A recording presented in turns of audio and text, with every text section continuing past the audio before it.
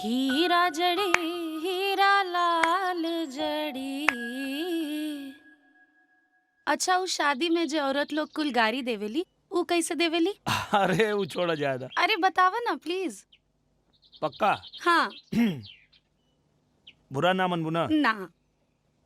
दुल्हा का बहिनी तजीरा पछोरे, अभी चे बजरिया में भंटा गोर।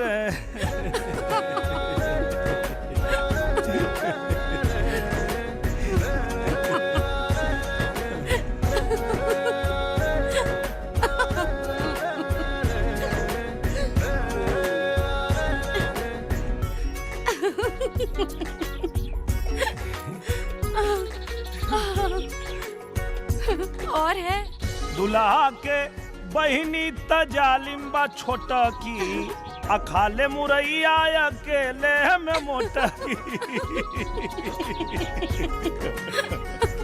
ओह गॉड।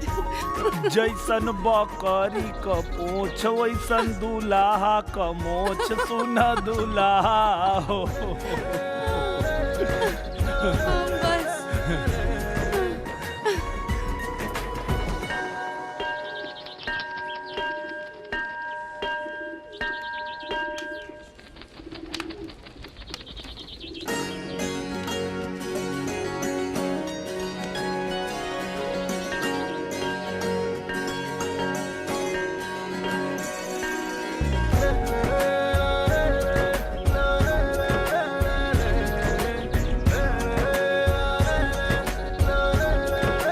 का देखता रहा बेटा? माई हाँ? तोहर होखे वाली पतो लंदन से आयल बड़ी। अच्छा। ए माई, अरे अभी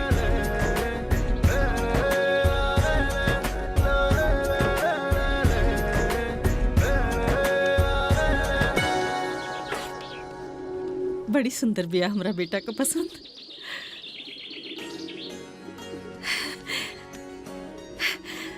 सगुन का अंगूठी है, निकलिया मत, असगुन हो जाए। कैसन अंगूठी? का पसंद? पता बा हमरा के कि तोरा के लाज लागता, बाकी हमरा के कुल पता बा। बेटा हमरा के बतौले बा। के बा अपने के बेटा?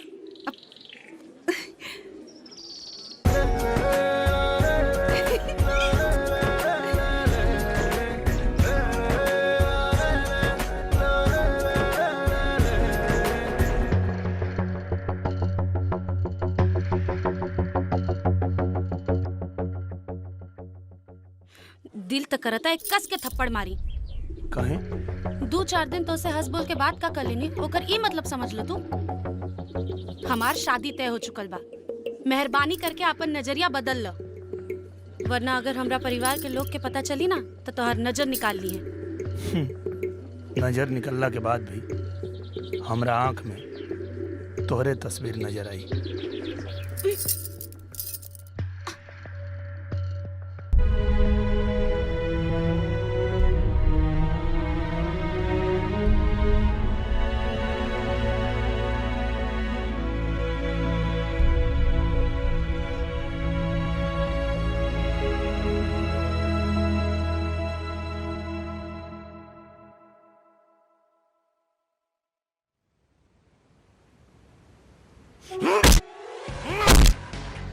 जूली को इंडिया गए इतना दिन हो गया, तू मुझे अब आके बता रहा है? उसकी वजह से रातों की नींद और दिन का चैन खो गया।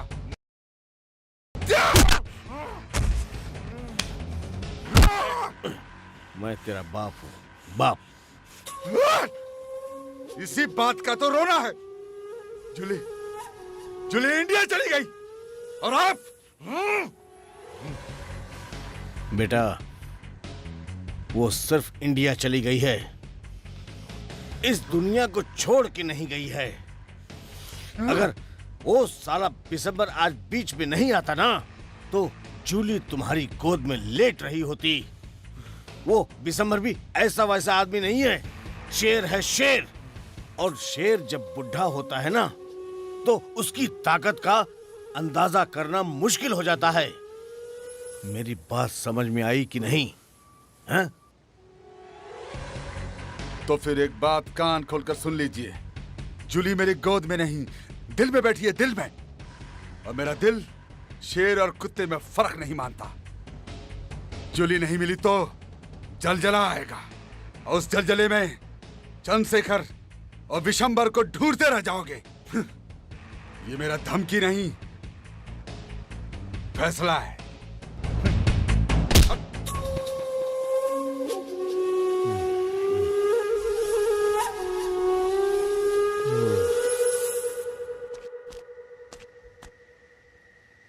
कहा भेल रे?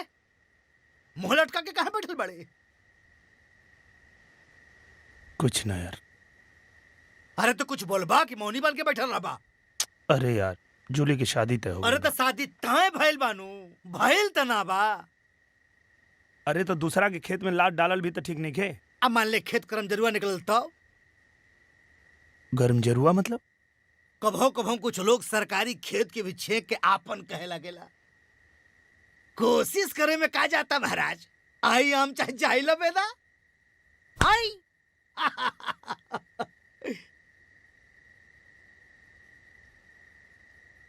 बिना आहट के आंखों से दिल में उतरते हो तुम, खुदा कसम क्या लाजवाब इश्क करते हो तुम। अरे सर भाई का करता रे? अबे झंडू तोरा के ना ओकरा के कहता नहीं। चलाओ बैठ।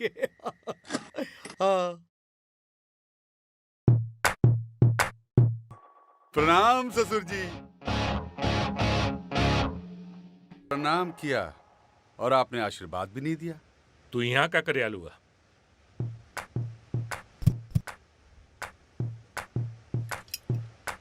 मैंने सुना जूली को आपने इंडिया भेज दिया।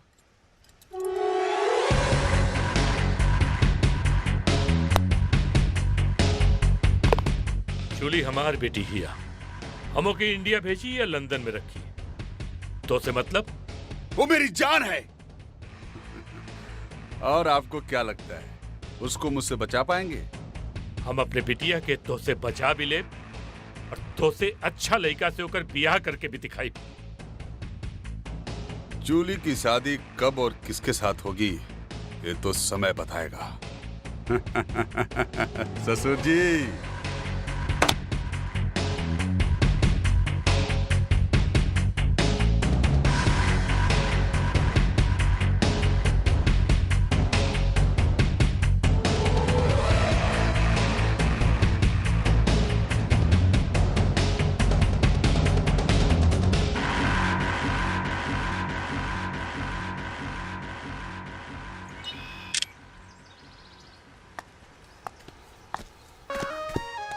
अरे हटा हमरा फोटो के बीच से।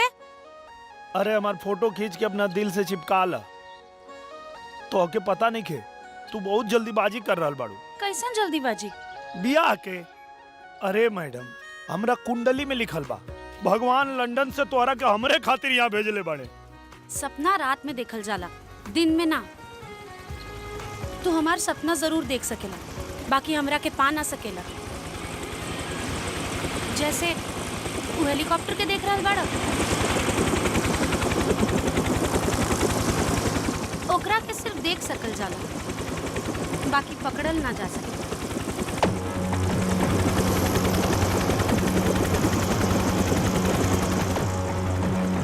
हाँ? अरे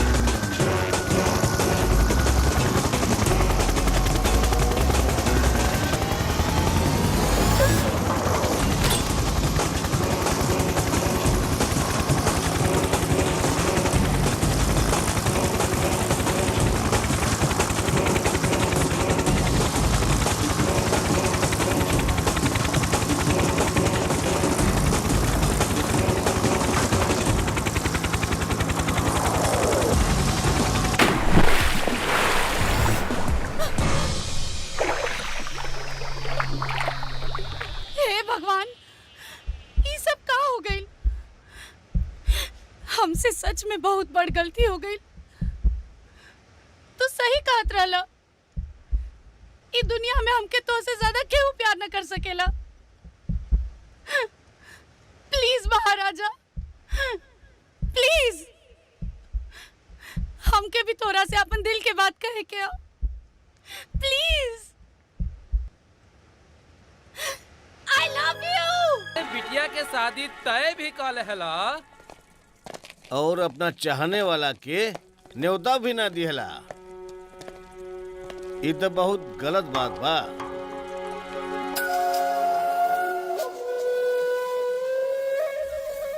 क्यों बे, तेरे को पता नहीं है? खबर बराबर वाले को दिया जाता है। खैर, जब कोई नौकर बिन बुलाए आ जाता है ना, तो उसे उसके मालिक की पगड़ी का वजन पता चलता है। पगड़ी संभाल के रखो, हवा का रुख बदल रहा है। आपकी जो पगड़ी है ना, उतर जाएगी तो आपके सर का असलियत पता चल जाएगा। चुप, आवाज नहीं। दिसंबर ने तलवार पकड़ना छोड़ा है, लेकिन आज भी खून से मोहब्बत करता है। बेटा, तनी शांति रखा, पर खून में ये उबाल बरकरार रखा। पर ध्यान रहे कि हमनी के ई धंधा यह बिशंबर बाबू सिखौले बाड़े। तो जूता उतार के सर पे रख लूं? देखिए ससुर जी, मैं आपकी बेटी से प्यार करता हूं। बेटी उसी को मिलेगी जिसके हाथ में ताकत हो और पिछवाड़े में गूदा। शाबाश, अच्छा संस्कार दिया है तुमने अपने बेटे को। शादी में तो बलि नहीं चढ़ता है, लेकिन ये शादी सब लोग याद रखेंगे, क्योंकि ये शादी में जानवर का नहीं, आदमी का बलि चढ़ेगा। वो तो वक्त बताएगा।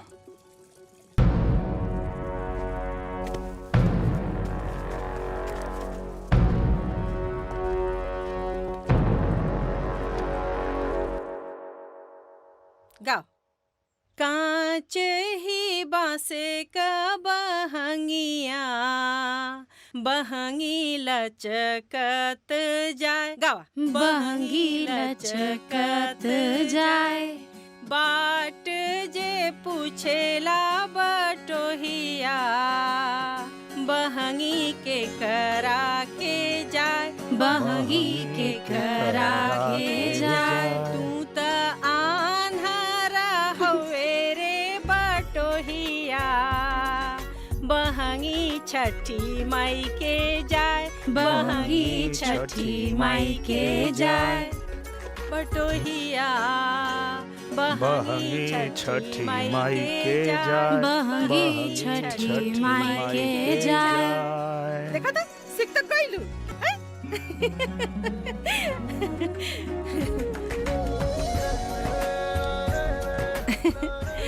बिटिया, तो के पता बा कि कौनो भी शुभ काम करे से पहले देवी गीत से शुरुआत कइल जाला।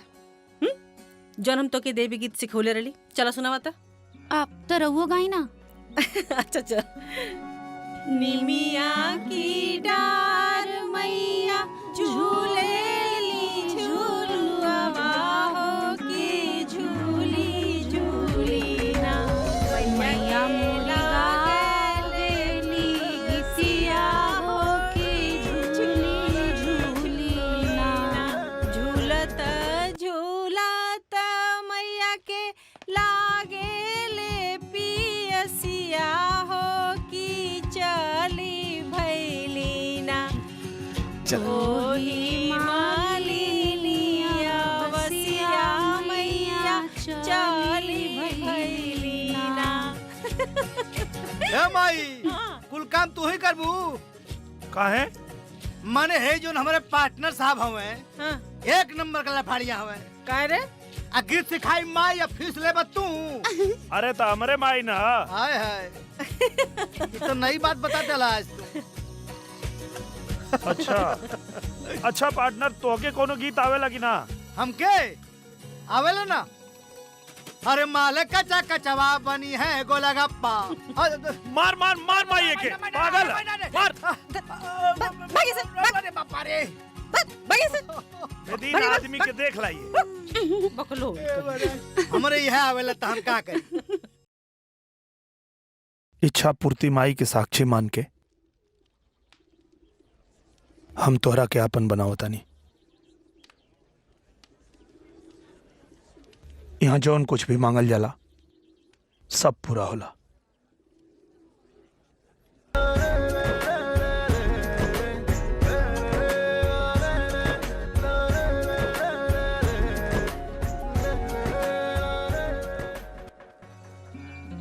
का मंगलू?